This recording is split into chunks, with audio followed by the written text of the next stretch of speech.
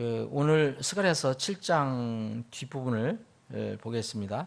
지난번에 시간 관계상 10절까지 본 것 같아요. 그 뒷부분을 다시 한번 읽어보겠습니다. 지난번 특별히 이제 사회적으로 가장 연약한 그런 그룹이라고 할 수 있는 과부, 고아, 그리고 여행하는 사람, 그러니까 지금 여행한 사람이 아니라 당시의 여행자, 순례자들, 그리고 가난한 자들에 대해서 지침을 주신 것을 우리 살펴봤고요. 11절입니다. 그러나 그들이 귀 기울이기를 거절하여, 그들이라는 것은 이스라엘 백성입니다. 어깨를 빼고 듣지 아니하려고 자기 귀를 막으며, 참으로 그들이 율법과 또 만군의 주가 이전의 대언자들을 통해 자신의 영으로 보낸 말씀들을 듣지 아니하려고 자기 마음을 금강석같이 만들었으니, 그러므로 큰 진노가 만군의 주로부터 나오느니라. 그러므로 그가 외쳐도 그들이 들으려 하지 아니한 것 같이, 그들이 외쳐도, 여기 그는, 여기 그가 외쳤다는 것은 하나님의 말씀, 하나님의 혹은 영, 이렇게 이해를 하시면 됩니다. 그들이 외쳐도, 그들은 이제 이스라엘 백성을 얘기하는 거고요. 그들이 외쳐도 내가 들으려 하지 아니하리라. 이건 하나님, 만군의 주가 말하노라. 오직 내가 그들을 회오리 바람으로 흩되 그들이 알지 못하던 모든 민족들 가운데로 흩었느니라. 그러므로 그 땅이 그들을 따라 황폐하게 되어 아무도 지나가거나 돌아오지 아니하였나니 그들이 이 기쁨의 땅을 황폐하게 하였느니라 하시니라.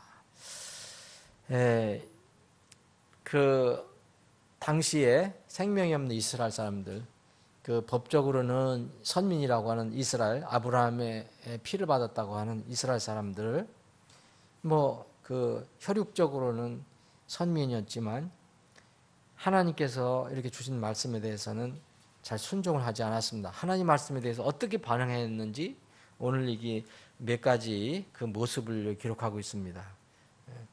이 모습은, 이게 우리가 이제 신약 성경을 읽어보면 주님께서 이렇게 말씀을 전하셨을 때 그 사람들이 반응했던 모습하고 아주 비슷합니다. 그러니까 그때나 지금이나 별 차이가 없는데, 이러한 모습이, 우리가 지금 살펴볼 이런 모습이 지금 이 신약 시대에도 이른바 믿지 않는 사람들 플러스 현대 기독교인들, 이게 현대 기독교 종교인들, 거듭나지 않은 사람들이 전형적인 그런 태도이기도 합니다. 첫 번째 보면 귀를 기울이지 않는다는 거예요. 귀를 기울이기를 거절한다는 거예요. 우리가 이제 복음을 전할 때는 그런 것을 많이 이제 느끼는데, 나는 우리는 이렇게 배웠습니다. 아니면 우리 목사님이 이렇게 가르칩니다. 우리 교회에서는 이렇게 가르칩니다. 이렇게 얘기하면서 성경에 있는 말씀은 안 들으려고 하는 경우가 있습니다. 여기 이스라엘 백성도 귀 기울이기를 거절했다고, 두 번째는 어깨를 빼고 듣지 아니했다. 그랬어요. 어깨를 뺐다. 이것은 이제 그 동물, 짐승의 모습을 이제 비유를 한 건데, 주인이 어떤 일을 시키려고 짐승에게 이렇게 말이나 이렇게 소에게 이렇게 멍에를 쏘려면 튕기잖아요. 이런 모습을 이렇게 표현을 했습니다. 세 번째는 또 귀를 막으며, 그래서 점점점 더 악하게 되는 거죠. 이제 어쩔 수 없으니까 이제 귀를 막는 거예요. 이제 적극적으로 더 거부하는 그런 모습을 보여주고 있습니다. 이런 모습이 예레미야에서도 기록이 되어 있는데, 들려오는 말씀을 아주 이렇게 듣기도 전에 아주 더 적극적인 방법으로 자기 귀를 막는 것입니다. 그래서 아주 극도로 혐오하는 그런 모습이죠. 스데반의 설교를 이렇게 들었을 때 그때 당시에 그 유대인들이 어땠습니까? 이 스데반의 그 설교를 들으니까 양심이 찔렸거든요. 더 이상 듣지 않으려고 귀를 막고 스데반을 죽입니다. 이 사도행전 7장 이 뒷부분에 보시면 그런 모습이 바로 이 사람들이 완악해져 가면 이렇게 된다는 거죠. 네 번째 모습은 여기에 금강석이라는 말이 나오는데요. 12절에 보면 금강석이다. 이게 사실 금강석의 다이아몬드 그런 뜻은 아니고요. 어데먼트 스톤이라 해서 아주 그냥 굉장히 강한 돌, 굉장히 강한 돌 얘기예요. 그러니까 그래서 금강석으로 번역했는데 이제 귀를 막고 또 마음으로 자기 마음을 아주 굳게 갖고 좋은 쪽으로 굳게 하는 게 아니라 아주 그냥 인두로 지진국하잖아. 아주 그냥 절대 반응을 일으키지 않도록 그렇게 만들었다 이렇게 얘기합니다. 말씀을 듣지 아니하려고 자기 마음을 금강석같이 만들었다. 누가 만들었냐면 그 스스로 만드는 겁니다. 그래서 이렇게 이 네 번째는 이렇게 마음이 강팍해져 갖서 조금 남아있는 양심까지도 다 인두로 지진 것처럼 이렇게 무감각한 단계로 만드는 거예요. 이 단계가 이제 가장 무서운 단계죠. 이 단계는 거의 물론 늘 기회는 있지만 이 단계 가면은 회복하기 힘듭니다. 그래서 이제 주님 오실 때 가까울 때 끝까지 주님을 거역하는 사람들은 이런 단계죠. 이런 단계. 그러니까 양심이 인두로 지진 것처럼 그래서 더 이상 돌이키거나 순종하는 대신에 차라리 내가 진노의 심판에 받겠다 하는 그런 아주 무서운 마음입니다. 여러분 이런 그 모습이 이제 우리가 요한계시록을 읽어보면 그 사람들이 마음이 나오잖아요. 요한계시록은 하나님의 심판이 얼마나 무서운가도 우리가 알 수 있는 거지만 사람의 마음이 얼마나 강팍하고 무서운가도 동시에 알려주는 성경이에요. 우리는 하나님의 진노만 무섭게 생각하지만 사실 그 이전에 사람의 마음이 참 무섭다. 참 무섭다. 이렇게 귀를 기울이 거절하고 듣지 아니하고 이렇게 어깨를 빼고 그리고 귀를 막고 나중에는 자기 마음을 완전히 단단한 돌처럼 이게 만들어 버린다. 그래서 이 신약에서는 이거를 이제 인두로 지진 거라 그랬죠. 양심의 화인 맞은 자. 이 단계에 가면 사실 이제 요새 의학적인 그런 용어로 보면 동맥경화예요. 완전 동맥경화. 여러분 왜 갑자기 어떤 사람이 건강하다 한 것처럼 보였는데 갑자기 왜 이게 죽었다 그러잖아요. 그럼 거의 보면 동맥경화예요. 예? 피가 안 흘러요. 갑자기 멎은 거죠. 예? 그걸 모르고 있다가. 예?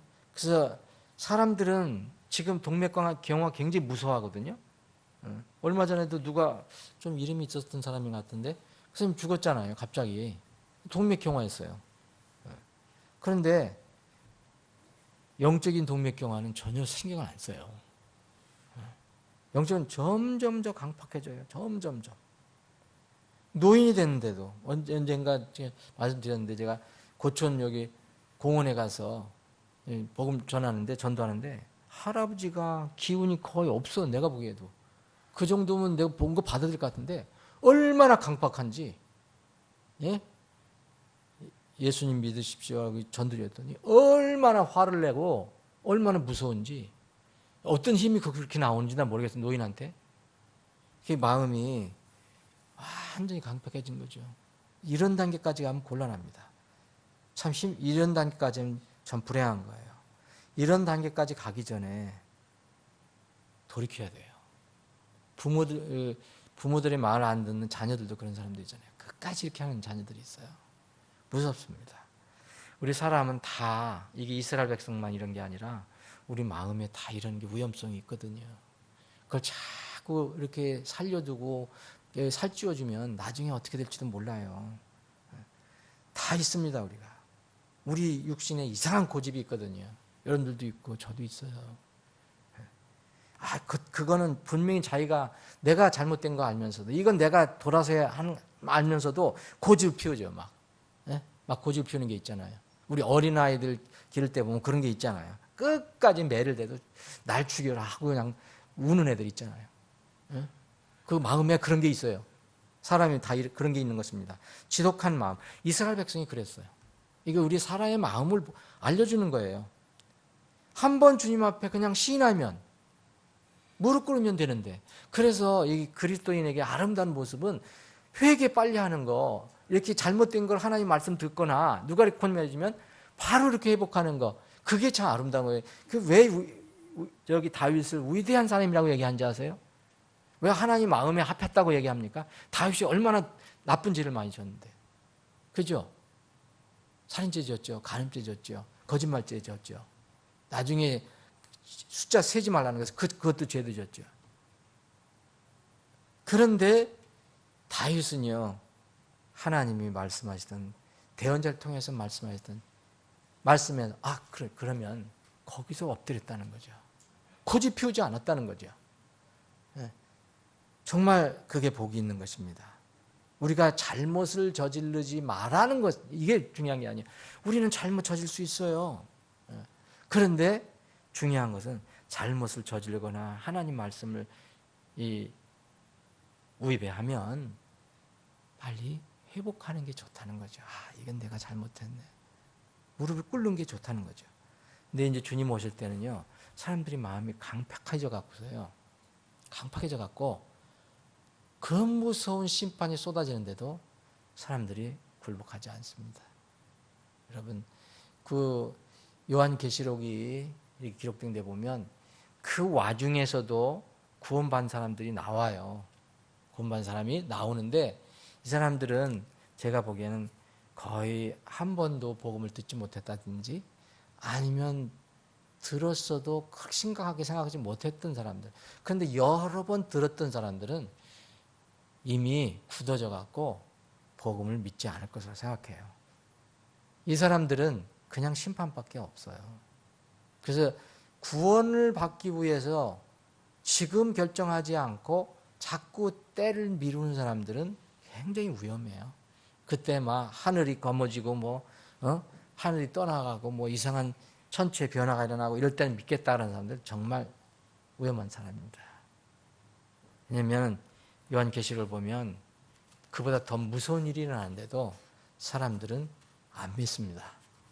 예수님을 믿지 않고 오히려 예수님에게 항의를 하고 거절을 하고 대적을 해요. 그 요한계시록 6장, 9장, 16장 계속 나오잖아요. 악하게 막 거절을 하잖아요. 한번 볼까요? 다시 한번. 이거 우리 여러 번 본 건데, 요한계시록 6장.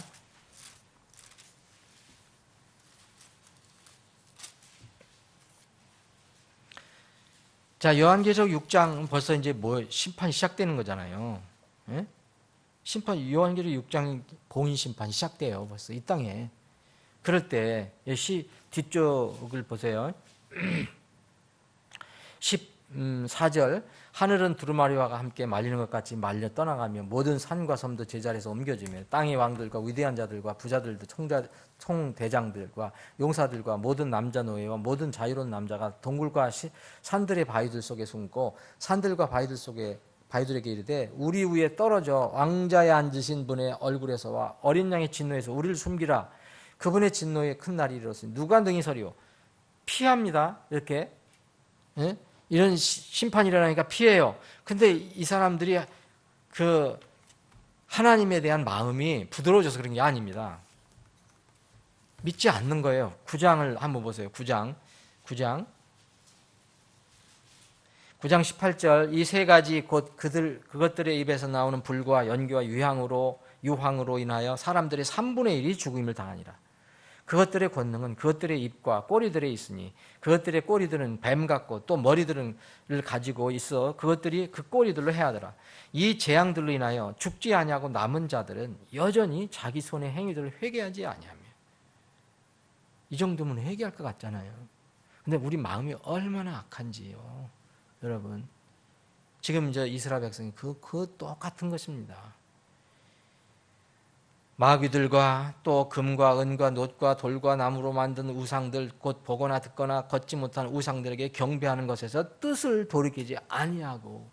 이 우주 만물의 주인이 누구냐? 하나님이 지금 심판하시는데도 여전히 자기들의 믿음을, 자기들에 대한 우상 숭배에 대한 것을 절대 버리지 않는다는 거예요. 고집. 또한 자기들의 행한 살인과 마법과 음행과 도둑질도 회개하지 아니하더라. 회개할 것 같죠? 회개 안 합니다. 요한계시록 16장. 이제는 점점 어떻게 하는지 아세요? 이게 회개하지 않은 걸로 끝나는 게 아니에요. 하나님을 대적해요. 그럼 누가 그래요? 마음이 그런 거죠. 16장 9절 보면 사람들을 큰 열기로 태우니 그들이 이 재앙들을 다스리는 권능을 소유하신 하나님의 이름을 모독하면 또 회개하지 아니하고 그분께 영광을 돌리지 아니하더라. 이것도 좋아. 이 정도면. 그런데 보세요. 21절 보세요. 11절 한 번 더 보겠습니다. 11절 또 자기의 아픔과 헌대로 인하여 하나님의 이름을 모독하고, 그런데 모독하기 시작해요. 자기 행실을 회개하지 아니라. 21절 보세요. 또 무게가 각각 1달란트나 되는 큰 우박이 하늘에서 나와 사람들 위에 떨어짐에 사람들이 우박의 재앙으로 인하여 하나님을 모독하니. 무섭죠? 이는 그것의 재앙이 지극히 크기답니다. 하나님의 심판이 내리면 내릴수록 그들의 마음은 강팍해져서 하나님을 이제 모독하고 대적하고. 여러분, 겉모습이 이렇게 험상궂고 사나운 사람이 무서운 게 아닙니다. 저는 겉모습은 이렇게 뭔가 좀 잘생기고 부드러워 보이는데 마음이 아주 지독하게 고집스러운 사람들 가끔가다 만나요. 먹기하면서. 그 무서운 사람입니다. 말씀을 드리대도 전혀 이건 무서운 사람이에요. 바로 사단이 이랬잖아요. 사탄의 성격이에요. 사탄의 성격. 사탄은 끝까지 하나님을 대적하죠. 그 무정에 들어갔다가 나와서 또 대적하고 끝까지 브로스에 들어갈 때까지. 그래서 사람 이런 것들은 다 그 마귀의 마음을 닮아가는 겁니다. 이스라엘 백성이 그런 상황에 있었다는 거죠. 네, 이스라엘은 참 그래도 하나님이 큰 은혜를 베풀어 줬어요. 선민에 대한 약속 때문에.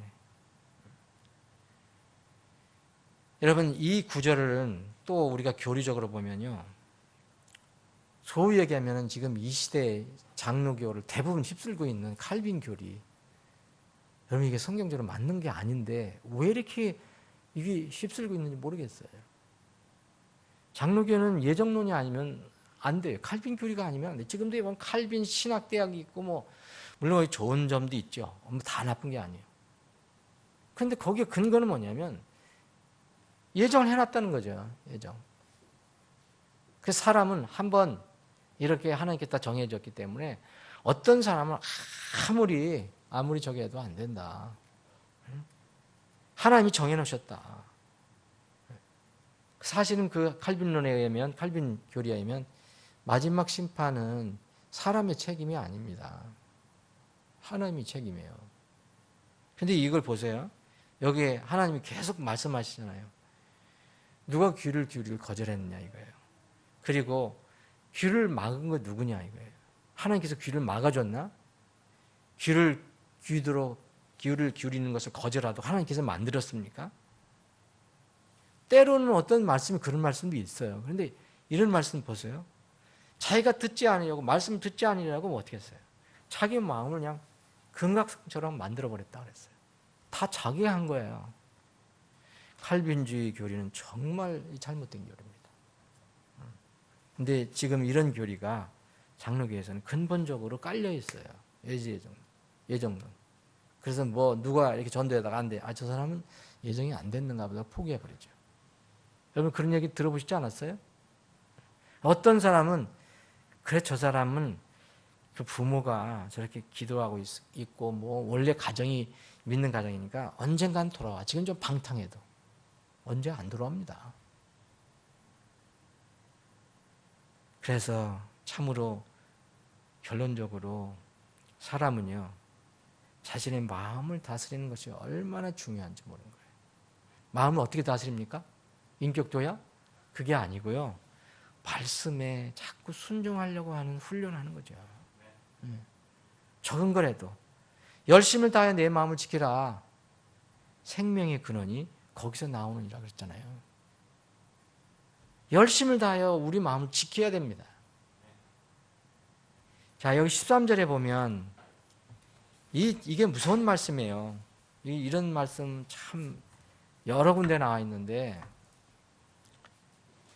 그러면 그가 외쳐도 하나님 말씀이에요.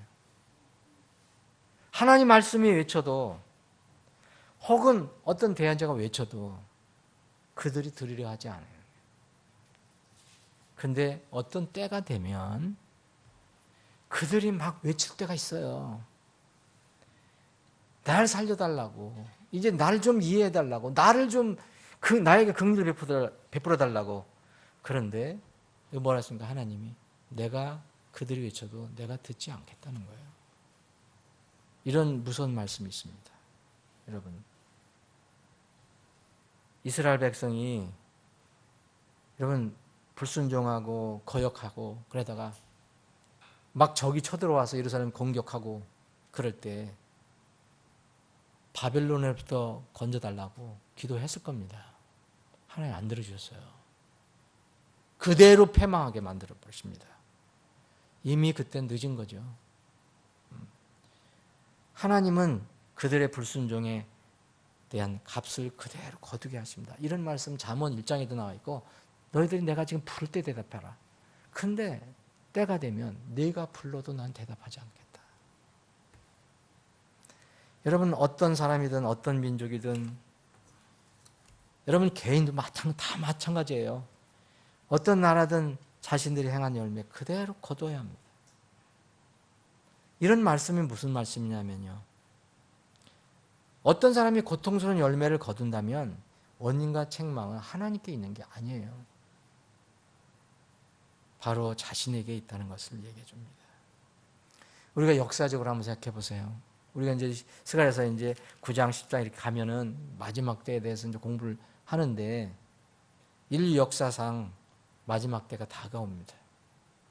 지금 주님께서 계속 참고 계시는 거죠. 오래 참으시는 기간이죠, 지금. 언제 끝날지 모르지만 참아주시고 기다려주시고 나름대로 날마다 긍휼을 베풀어 주시는데, 이 은혜의 경륜이 끝날 때가 있다는 거죠. 그럴 때는 자신이 뿌린 씨앗을 그대로 거둘 때가 옵니다. 은혜의 경륜이 끝날 때는. 얼마나 다행인지 지금은 아직 우리가 시간이 있는 때입니다. 잘못 뿌려도 우리가 회개하면 우리가 그걸 회복할 수가 있어요. 열매를 혹시 그거에 대한 열매를 거둬도 멸망받지 않습니다. 기회가 우리에게는 있습니다. 근데 영원히 회복을 하지 못할 때가 와요. 그때가 곳곳에 많이 나와 있습니다. 데살로니가 후서 여러 번 읽어봤지만 왜 하나님께서 나중에 마지막에 미혹을 보낸다 그랬어요? 세상의 미혹이 아닙니다. 하나님께서 친히 믿지 않는 사람에게 미혹을 보낸다고 그랬어요. 그걸 믿는다고 그랬잖아요, 사람들이. 이유는 뭐냐? 공의롭게 심판하시기 위해서. 이제까지 너희는 안 믿었잖아. 참으로 그런 걸 보면 이 사람들이 얼마나 어리석은 것인가. 이 이스라엘 백성, 이걸 주님은 한탄하고 있는 거예요. 이건 이스라엘 사람에게만 해당되는 게 아니죠. 사랑하는 여러분, 지금 이 시대에 참 절박합니다. 이제 전도해도 사람들이 더 안 듣는데, 그렇다고 해서 우리가 절망할 필요 없어요. 계속 전하고 전도 주고 기도하고 만나서 얘기하고 해야 돼요. 그게 우리가 할 일입니다. 나중에 이 부분은 교회 전체 성도들과 한번 나눌 기회가 있을 것입니다. 여기 14절에 보면 마무리할 때 오직 내가 그들을 회오리 바람으로 흩대 그랬어요. 이 회오리 바람은 하나님께서 회오리 바람으로 흩어버린다 그랬거든요. 이스라엘 백성에게 회오리 바람은 큰 환난을 얘기해요. 이스라엘은 환난을 받을 때마다 온 민족이 흩어져 버렸어요. 여기서는 물론 바벨론의 포로로 끌려가는 것을 얘기하죠. 오늘 말씀에서 언급하는 이 환난은 이미 전에 예언된 이미 알려주었던 그런 바빌론 침공으로 인한 예루살렘 멸망과 포로 생활을 이야기하는 겁니다. 이들이 듣지를 않았죠. 그런데 여기서도 하나님의 은혜를 또 찾아볼 수 있습니다. 그러므로 모든 민족들 가운데 흩었다. 그런데 그러므로 그 땅이 그들을 따라 황폐하게 되어 아무도 지나가거나 돌아오지 아니하였나니, 이게 무슨 얘기냐면요, 하나님께서 이스라엘 백성을 다 흩어버렸어요. 쫓아버렸어요. 그런데 그 땅을 그래도 유지시켜 주셨다는, 그러니까 빈 채로 남겨두셨다는 거예요. 왜냐하면 나중에 70년을 생각하셨어요. 70년 후를 생각하셨어요. 다른 데는 대부분요, 여러분은 어떤 이런 상황이 역사적으로 보면 어떤 그 북왕국 이스라엘이 망할 때 시리아 왕이 아주 사람들을 이민시켜버려서 거기를 아주 점령을 해버리게 했어요. 거기서 혼혈을 만들었어요. 그래서 사마리아인들이 나온 거예요. 근데 여기는 남유다는 하나님께서 공간으로 빈 공간을 놔두셨다는 거예요. 어떤 민족이 특별하게 그걸 완전히 점령을 못하게 했어요. 점령했더라도 거기 정착을 못하게 했어요. 하나님께서. 여러 번 침공을 해서 예루살렘이 함락되고 그랬지만 거기에 다른 민족이 뿌리를 내리지 못했어요. 그래서 아무도 지나가거나, 황폐하게는 됐지만 아무도 지나가지 못하게 했어요. 다른 사람들이 돌아오지 못하겠다. 거기서 정착하지 못하겠다. 물론 이스라엘 사람들이 못 돌아왔지만 황폐하게 됐어요. 바벨론 포로로 인해서 70년 동안 그 빈 땅 외국인은 어떤 세력도 차지하지 못했어요. 하나님께서 70년으로 생각하신 거죠. 70년 후에 이스라엘 백성이 다시 돌아와서 그 땅에 이제 정착을 하기 시작합니다. 이게 하나님의 놀라운 말씀이죠. 땅에 거할 수 있도록 하나님께서 보존해 주신 거죠. 물론 갔다 와서도 또 다시 또 반역을 하죠, 이스라엘 백성. 이러면 70년 환란이 끝나고 이 포로가 끝나고 다시 와서 했다가 나중에 이제 진짜 메시아가 왔는데 어떻게 했습니까? 메시아를 잡아 죽이잖아요. 그래 또 흩어지잖아요, 여러분. 거기서 진짜 이제 더 큰 디아스포라예요. 거의 2000년 동안. 놀랍죠. 1948년 다시 오죠. 예? 이제는 앞으로 야곱의 환란이라는 게 기다리고 있습니다. 이들에게는 야곱의 환란.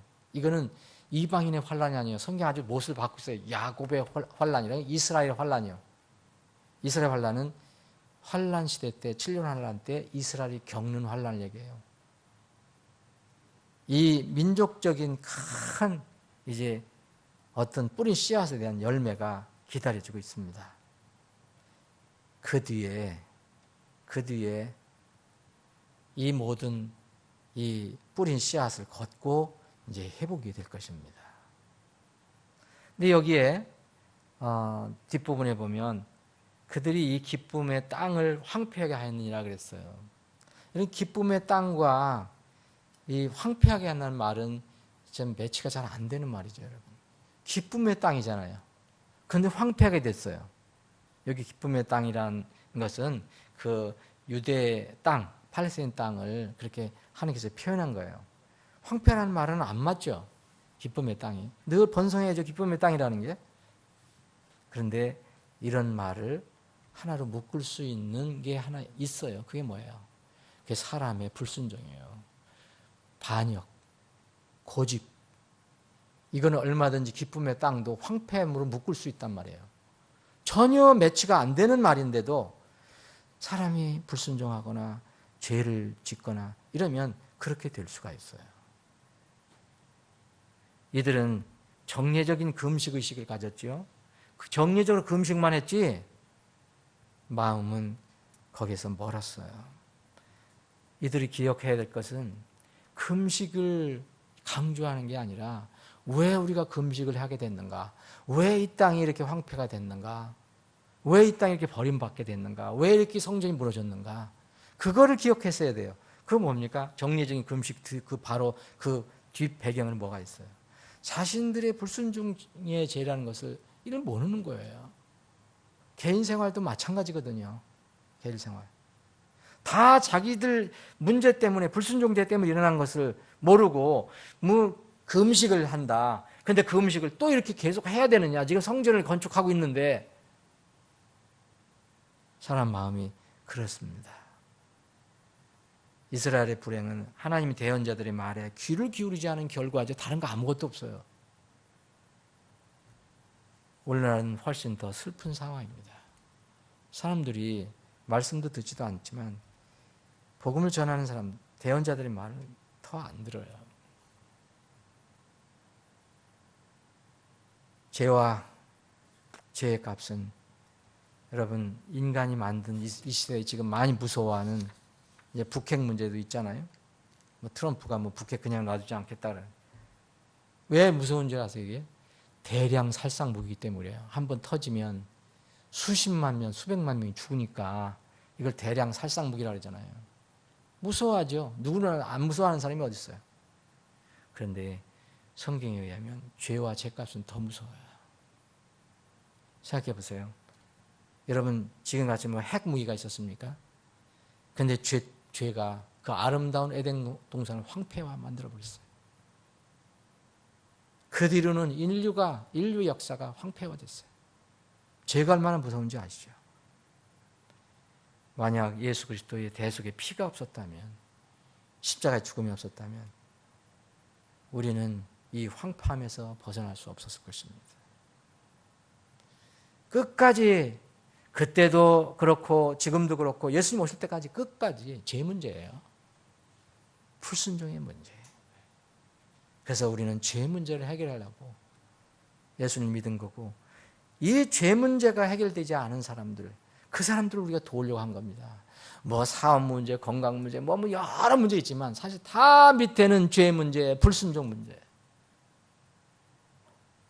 이 문제를 금년에 또 부지런히 우리가 도울 수 있다면 도와서 해결해 줘야 됩니다. 그게 바로 예수 그리스도의 복음이에요. 그게 바로 말씀입니다.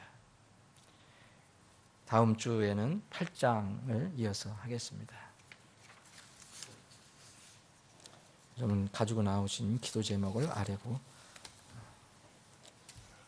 돌아가시기 바랍니다. 아버지 하나님, 2016년을 주님의 은혜 가운데 보내고 2017년 새해에 첫 3일 저녁 기도회로 저희들이 모일 수 있게 인도해 주신 것을 감사합니다.